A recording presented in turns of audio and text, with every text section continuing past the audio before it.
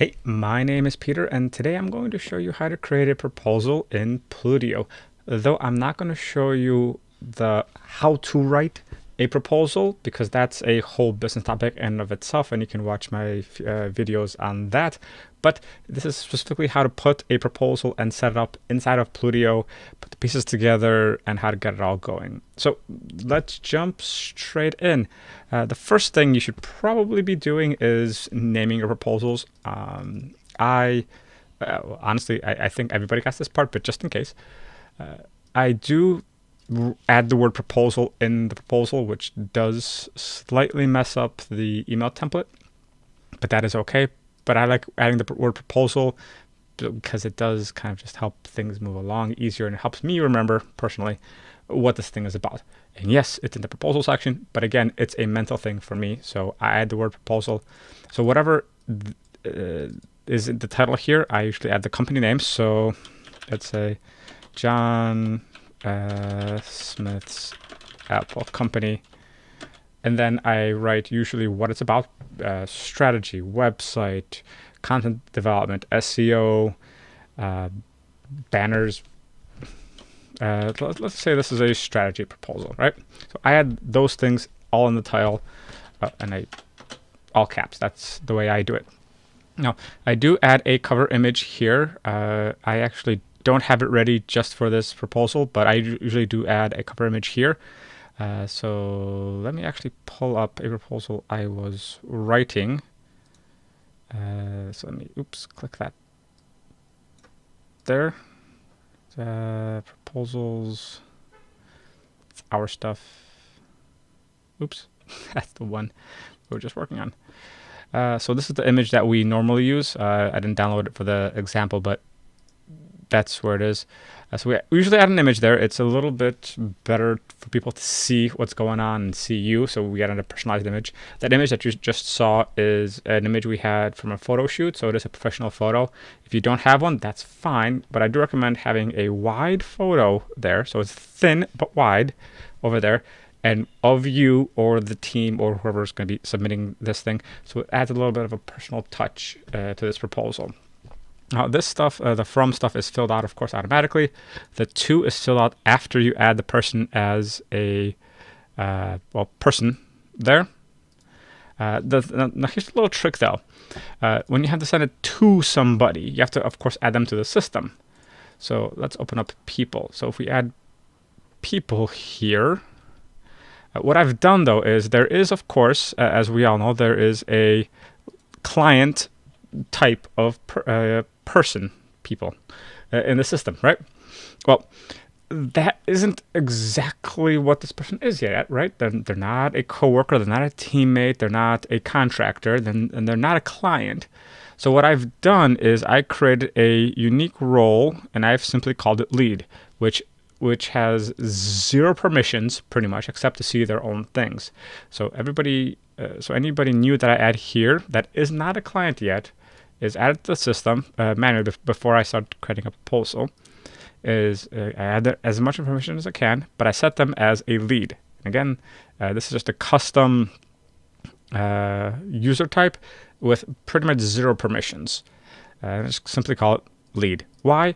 That makes sure that should they ever decide to log in, they don't have access to anything, but also I can then keep track in here of who they are.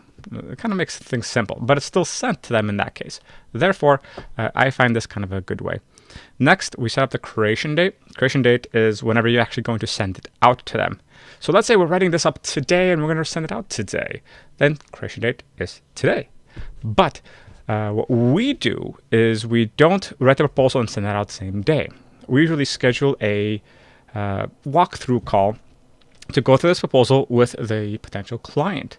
So the creation date is going to be the date of the walkthrough call. So if, let's say, we're going to be walking them through this proposal on Friday, so I set it to Friday.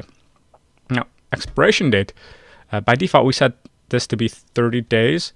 And again, depending on the project type and what we're doing, I keep it around 30-ish days. I keep it about a month to give them the ability to purchase or accept this proposal, because afterwards it's like you've had a month to decide. If you haven't decided by a month, well, things in my life have changed. We've got different projects. We've moved on. So if you can't decide within a month, c'est la vie. Though sometimes we do put only 2 weeks, depending on the size of the project. Small projects, you have about if it's like, let's say $1,000 only project, that's really, really tiny.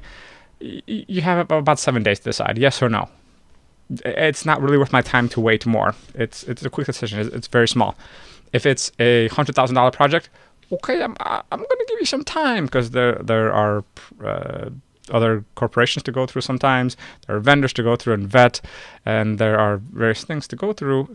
But usually for a medium-sized project, which is what we usually get, it's anywhere between 20 and 30 days that we allow for them, again, depending on the actual date. So if today we were showing off the proposal, I'd say probably the end of this month would be the end date. So about a month. Now, of course, this current demo proposal doesn't have anything on it.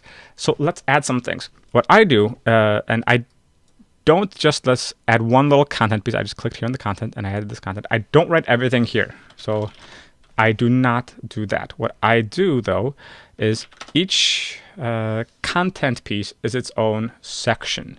So if we have an introduction, that's its own section piece. So introduction. I can't spell apparently. Introduction. There we go. And let's see, that's an H1. And then let's add a new piece. And then after an introduction, you want to say what the goals are. Probably, right? So goals. All right. After you write the goals, you probably want to start saying, well, what you're actually going to do. So we call this section our, oops. So let's add yet another piece. So let's add a methodologies and options. Methodologies and options. Now you might think, well, okay, that part's going to be kind of big, and you're right. Originally what we used to do is we'd say then, so H2, heading 2, option 1 is blah, blah, right? The first option. And by the way, if you're wondering what options are, the way we do our proposals, we give everybody, usually, not always, but usually we give 3 options: small, medium, and large. So let's say if this were a website project, we'd say small website project, let's say that's $5,000. That's, we work on a pre-made template, we're using your content, we use some stock photography, but not too many. And we're not going to do too much custom code, maybe just a teeny weeny little bit, and we're going to customize it to your brand with the brand information that you give us. Small.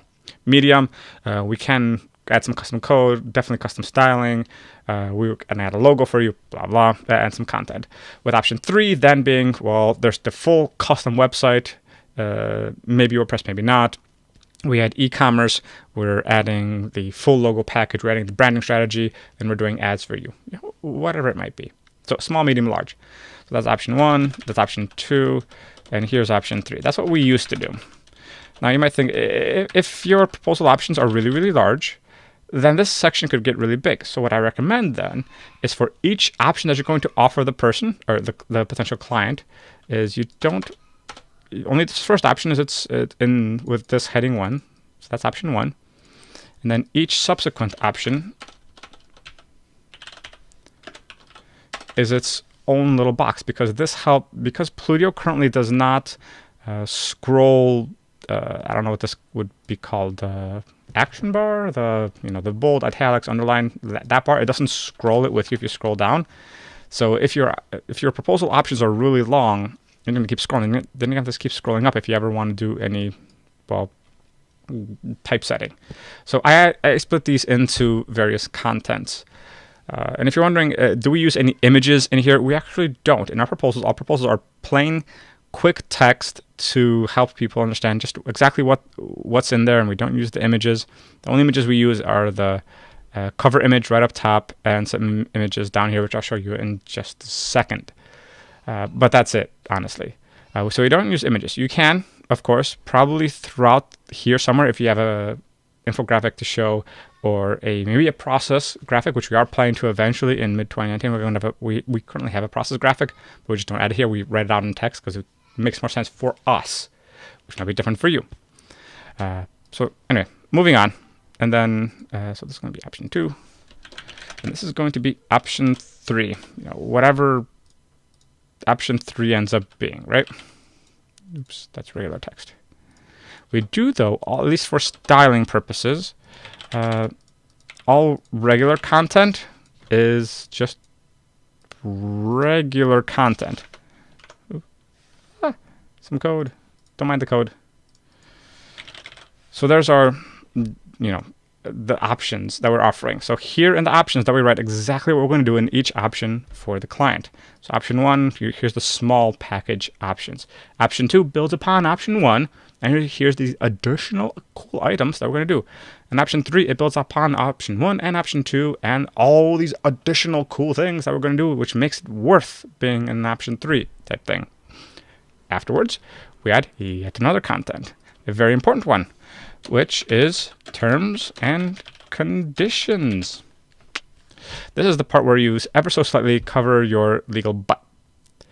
This is not the full contract, which I'll go into in just a minute, but terms and conditions is the basic responsibilities. You can call it terms and conditions, or you could call it accountabilities, which was what we call it, or you can call it responsibilities. This is essentially where you write out in plain English, or whatever your native language may be, you write out exactly what's going to be expected of you from them, and of them from you.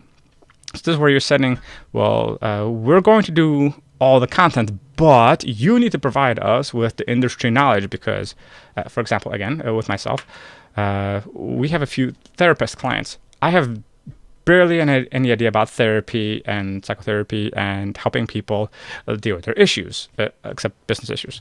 So I can't write about that. So if they provide me with the base information, I can then write some content and some sales content and marketing content about it. But I can't write the core industry knowledge. That's what they need to provide for me. If they have any existing logos, any files that they specifically need to use, if they have any stock photography, they need to provide for that, and provide us with that. So that's what we write in this section, the accountability / responsibility / terms and conditions. Now, after that is my personal favorite section, and I believe we call it pricing / terms. Now, why do we call it this? Because this is where we write then option 1, fees, or you can actually call this fees. Honestly, it's pretty simple. Fees and accountabilities. That's a really good name, I think. So option 1 fees are, so your option 1 is $5,000. Your option 2 is $7,500. Too many zeros. And option 3 is, because there's a big option, you're not hoping that they pick an option 3. Maybe they do. Some people do. But it's kind of the wish you want people to get. So this one is the insane price. So let's say this one is $2,200. So then you write your basic terms and conditions sort of in here. The we guarantee X. Whatever you guarantee. You might be guaranteeing the work quality or the amount of time that you're providing or the time frame or the production quality if you're making clothing, whatever it might be. If you guarantee some things, you put it in here. And also the fun things. Now, this is something that people don't learn until it's too late. And just like with us, we've learned this way too, I think a little bit too late in the game, and I wish we knew this sooner. We put the payment schedule. You could add this into its own little content section. We don't, simply because this section is short enough. So payment schedule. So payment schedule, that's where you write when they have to pay for various fees. So here's obviously where you write something like, let's remove bold. Deposit is due upon I can't spell. Is due on proposal acceptance. And yes, I know I currently can't write. It's a little bit late for me, and I've had a long day. Proposal acceptance. So what's your deposit? That's one thing you should really know. If you're not, again, depending on what work you're in, you really should be charging a deposit. For us, it's 50%. A 50% deposit is due upon proposal acceptance, with the remainder due 30 days after project start. So whatever your terms may be, again, depending on the project, most of the time we do 50% upfront and then 50% due after 30 days. But if the project's bigger, we do 50% upfront and then 25. Not $25, 25%. Again, depending on the project, we might also stretch that out if it's a really big project, but usually 50%, 25 is doable. And no, we do not do milestones. We do set on a very specific date. Their delays are not our problems. And if they make it our problems, then we charge them for that. So we do have riders in here and additional clauses for if they delay things and we have to start up again. Because let's say if they've delayed this project by 6 months, for whatever reason. Well, I've moved on in life. And if they want to restart this project, we charge additional fees for restarting the project after such a long delay. But again, that goes in here at the plain English level. So we write these out to make sure that it's easy to understand in plain English, no legalese, no lawyer speak, no doctor speak, so to say. And we make sure that they fully understand what's going on. Now, the fee summary here, this is what we used to do. We used to put the option 1 here in the fee summary, and we used to add items here. Thankfully, Plutio now has packages and items. So the quick question is, what do you do with this fee summary? You leave it alone. This fee summary will be filled out automatically after you put packages and items. You don't have to use both. You don't have to even use them at all, but we do. So what packages do, packages are what we're using as the options. So we have here option 1. So let's say this is the foundational site, and this would, let's say, be $5,000, and whatever the description, whatever this quick description is. And then option 2. Let's say this is a social growth site, and this is, I'm making up quick numbers as I go along. And then option 3 would be the wealth conversion site. And let's say that is the, I made up some numbers, so 22K. So that's how we do it. And then see what happens here. So if a user were to select one of these options, the fee summary is automatically filled out for them.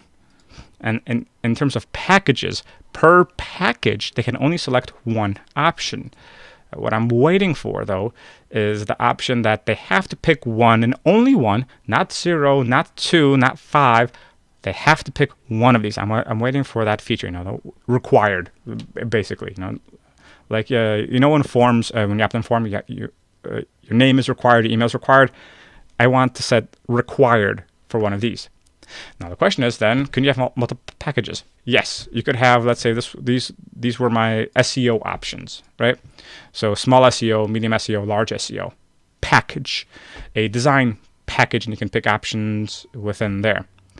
Items, on the other hand, are you can pick 1, 0, or many, and that's what you want. You consider items as your add-ons. So I actually do call this add-ons with a dash. So this could be, let's say, foundational SEO. This could be the social media setup if we're not doing that for them in one of the options. This could be email campaign, whatever it might be, right? And so you add the prices there, and then it's added if it's selected. I usually, though, for creating these proposals, I have all of these options not selected on purpose, except for option 2. It's the middle one. I want them eventually to pick option 2. That's the one I'm usually going for. If they pick option 1, okay, fine. If they pick option 3, oh, sweet, it's going to be some great money. Option 2 is generally what I'm going for because that's the one I've generally written this proposal for. Option 1 is kind of like the bare minimum basics of the things we talked about, but nothing more.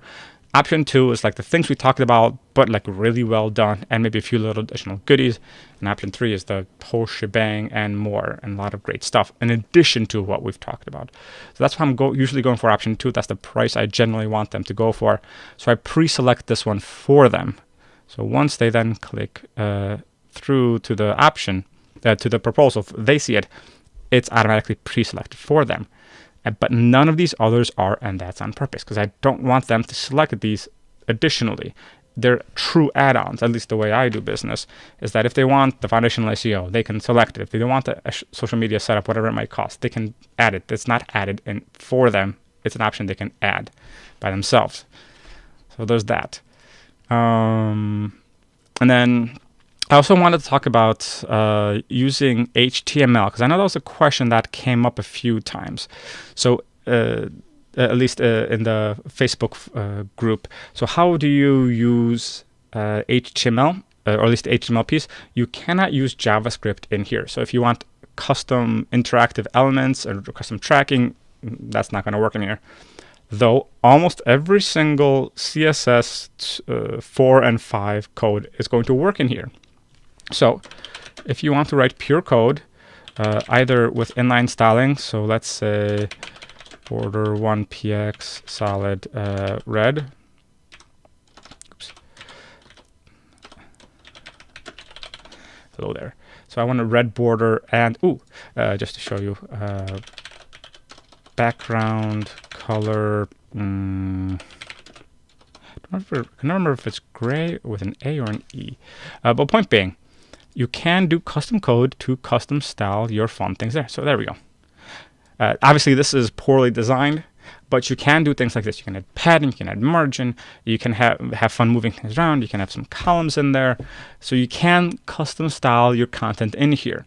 Though I would highly recommend, for the most part, not using custom HTML, because you'd probably want all of this stuff to be easily readable, easily accessible, and fully responsive, which all of this stuff by default with the Plutio styles is. With custom HTML, you'll have to play around with that yourself. And the goal of this business is to sell and make money. So there's no reason most of the time to be mucking about with HTML. You can, and you can see one of my older posts, you'd have to search the Facebook group for what I found out about what you can do here.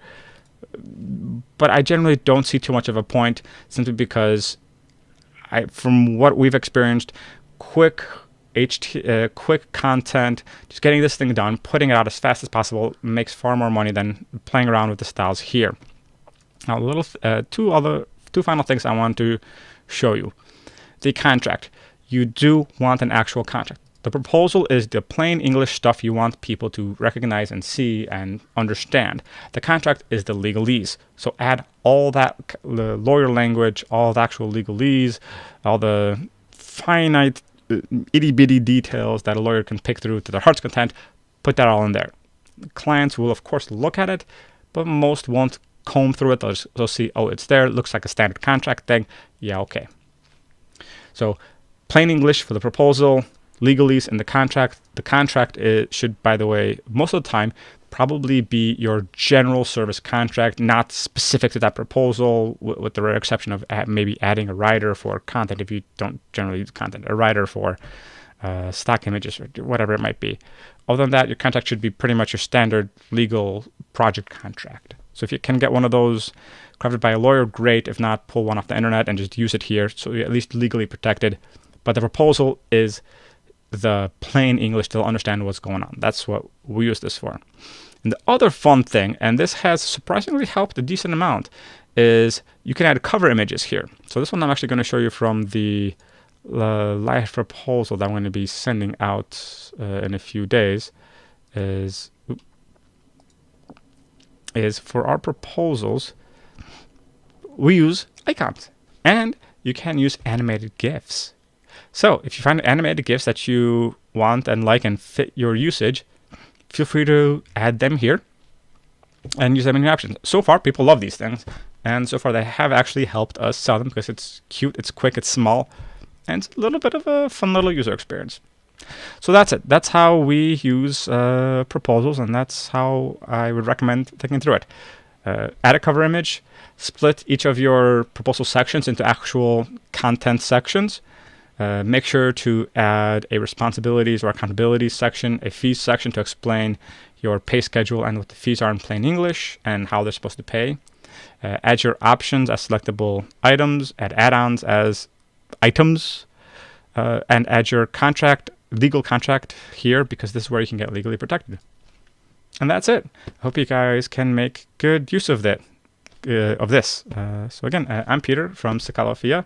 If you have any questions, leave some questions in the comments and we'll go from there. Cheers.